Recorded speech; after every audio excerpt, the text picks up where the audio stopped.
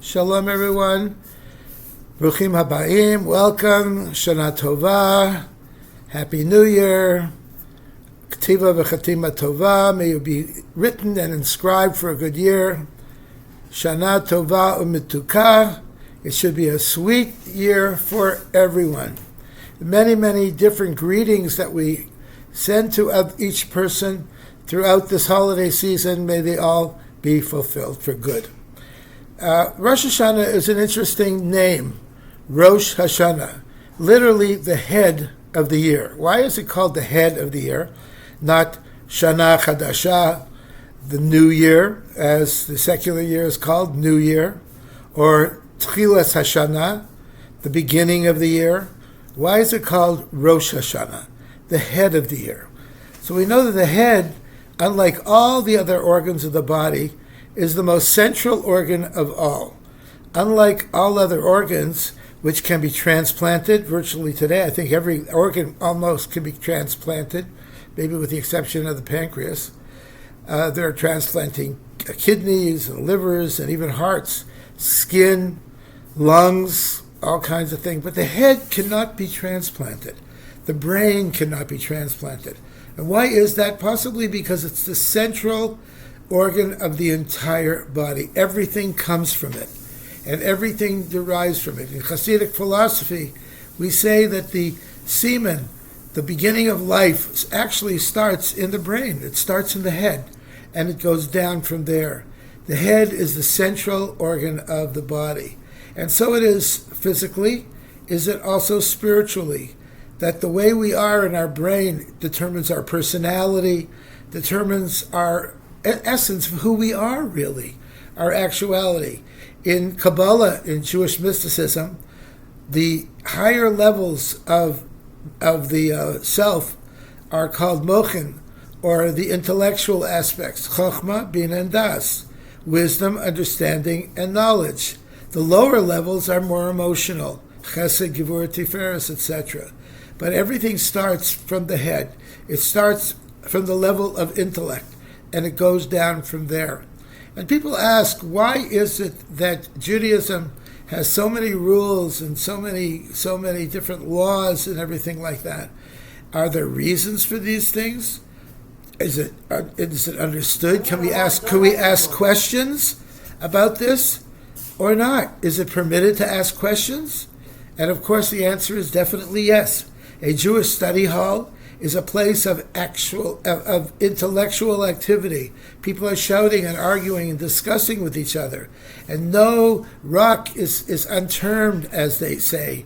Every aspect is questioned. Nothing is left for simply faith alone, as they say. Everything, for every question, there must be an answer for it. And we encourage people to ask questions. Do you have questions about Judaism, about Jewish life? Ask those questions. We're not afraid of them. Sometimes people come to me and they say, I don't know if this question is not respectful or not, or is inappropriate or not. Say no. Every question is a good question. Every question should be asked. And I'm sure in many cases has been asked throughout history. Our sages have asked so many questions that the nature of commentary of the Bible, the Talmud, and the codes of Jewish law are all based on questions that very, very brilliant people, and even people who are not so brilliant, asked. They asked of the rabbis, they asked of each other. So intellect is really where it all starts. And I urge you to use your intellect, to study Torah, to study Judaism, to find out what Judaism is all about. You have preconceived notions of it. You have ideas about it that really don't make sense to you. Believe me, there are answers to your questions as well. Everything is found in the brain, and the brain can determine all of these answers. They're all there. They're all located in that organ upstairs in our brain. So don't be afraid to ask questions, and perhaps that's what Rosh Hashanah is really all about.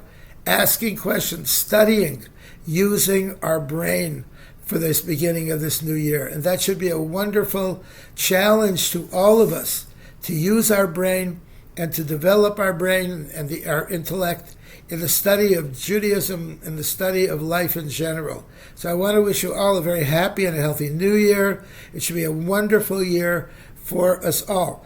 Everyone is invited to join all of our various Chabad centers throughout San Diego and the world, for that matter. No tickets are usually required. Some centers require reservations because of security reasons. Others do not. And you're welcome to join us as well. We do not believe that a person has to pay to pray. Everyone is welcome. And certainly here in Chabad of University City in San Diego, that is the case. Everyone is welcome. No matter who you are, we are very happy to have you. No money is required. We do encourage donations to help us run the synagogue throughout the year, but they are not required. Nothing is required to attend. We provide yarmulkes, we provide Siddurim, the books, the Machzorim, the prayer books for everyone. You don't need to bring anything. All you need to bring is an open mind. That's all we require. The services are going to be led by Cantor David Leider, my son, who has done such a beautiful job every year. Candle lighting tonight is at 6:37. Mincha will be at 6:30, followed by Maariv. The evening service traditionally is quite short. The morning services are longer. They begin at 9:30 in the morning. With the shofar will be blown on Sunday, not on Shabbos. Come and find out why. I'll be talking about that on the first day. And we'll be blowing the shofar on Sunday at the synagogue at 12 o'clock. And if you just want to come to hear the shofar, that's also fine. We're happy to have you. Services on Saturday and Sunday morning will both be held at 9:30. We'll finish about 1:30, and we'd love to have you. Yom Kippur is, of course, coming up as well. We'll talk about that next week.